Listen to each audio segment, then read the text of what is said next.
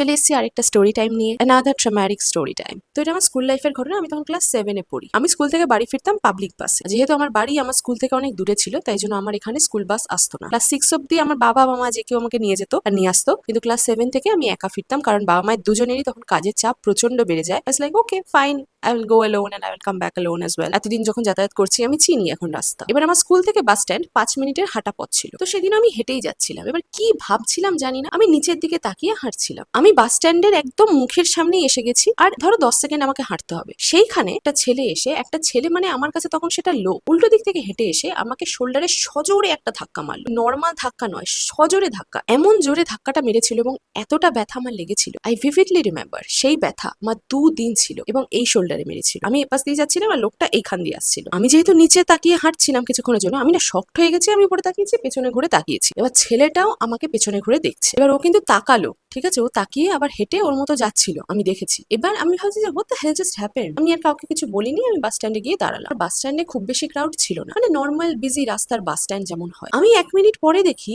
ওই লোকটা আমার পেছনে এসে দাঁড়ালো বাস স্ট্যান্ডে। ও কিন্তু অপোজিট দিকে চলে গেল, ঘুরে আবার বাস স্ট্যান্ডে এসে আমার পাশে দাঁড়ালো। এবার আমার খটকা লাগছে, কারণ ও তো ক্রস করে চলে গেছিল, আবার ফেরত কেন এলো? প্রথমে মানুষ কি ভাববে, যে হয়তো বলবে যে সরি লেগে গেছে তখন কিছু। আমাকে ডাইরেক্ট এসে জিজ্ঞেস করছে হোয়াটস ইওর নেম। আমি জানি না কেন সঙ্গে সঙ্গে আমার মাথায় আসে আমি আসল নাম বলবো না। এবার আমার একটা অভ্যাস আছে, আমি স্কুল থেকে যখনই যে মুহূর্তে বাইরে বেরোতাম সঙ্গে সঙ্গে আমি আইডি কার্ড খুলে ব্যাগে ভরতাম। আবার আমি যখন স্কুলে ঢুকতাম তখন আমি আইডি কার্ড পড়তাম। আমি কলেজ লাইফেও সেম করতাম। জানি না কেন আমার আইডি কার্ড একদম ভালো লাগে না পড়তে। যেটুকু সময় দরকারি আমাকে পড়তেই হবে, নইলে গেট দিয়ে ঢুকতে দেবে না বা স্কুলে কেউ কিছু বলবে, ততক্ষণই আমি আইডি কার্ড পড়তাম ছোটবেলা থেকে। আমার ভালো লাগে না। তো যাই হোক, আমি একটা উল্টোপাল্টা নাম ওকে বলি। তারপরে সে জিজ্ঞেস করছে কোথায় থাকো। আমি সেটাও একটা উল্টোপাল্টা জায়গা বলে দিলাম। এরপরে আমাকে বলছে যে do you have a phone number, your mother can have a phone, do you have a number, we can talk. Normal দেখতে একজন ছেলে, ঠিক আছে, একদম ভদ্র সভ্য দেখতে, যেরকম ছেলেরা রাস্তায় হাঁটাচলা করে না, সেরকম একজন ছেলে। সে ক্লাস 7-এর একটা মেয়েকে এই কথাটা জিজ্ঞেস করছে। না আমার কাছে কোনোদিন কোনো ফোন ছিল না, আমার কাছে সোশ্যাল মিডিয়া ছিল যেখানে আমি আগে এরকম হ্যারাসমেন্ট কেস প্রচুর দেখেছি বা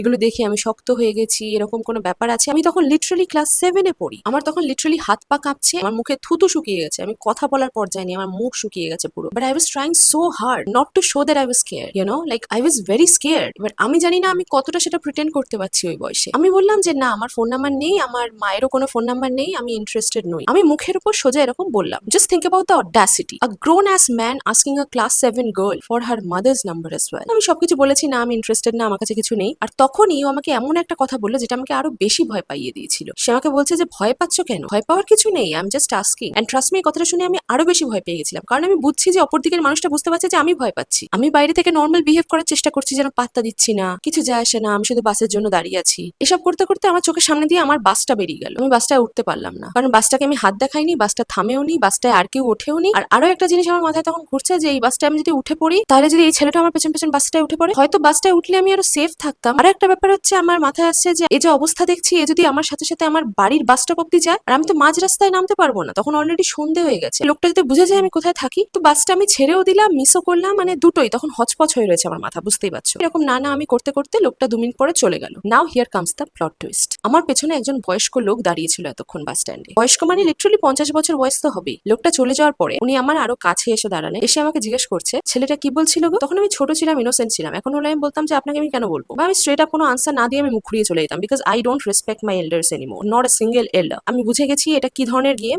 I don't respect anybody if they are not respecting me. কিন্তু তখন যেহেতু আমি ছোট ছিলাম, তখন আমি অনেস্টলি রিপ্লাই করলাম যে ওই ছেলেটা আমার ফোন নাম্বার চাইছিল, নাম জিজ্ঞেস করছিল, বাড়ি কোথায় জিজ্ঞেস করছিল, এইসব জিজ্ঞেস করছিল। তারপরে বুড়ো লোকটা যেটা বললো, সেটা আমি যখন আমার বয়স হয়েছে তখন আমি ভেবে হাসি, আর তাকে গালাগালিও দিই, সেটা বড় কথা নয়। বাট বুড়োটা আমাকে বলছে যে হ্যাঁ আমি দেখছিলাম, চোখ মুখ বলছিল যে ইন্টারেস্টেড, কিছু একটা করার চেষ্টা করছে, আমি দূরে দাঁড়িয়ে দেখছিলাম।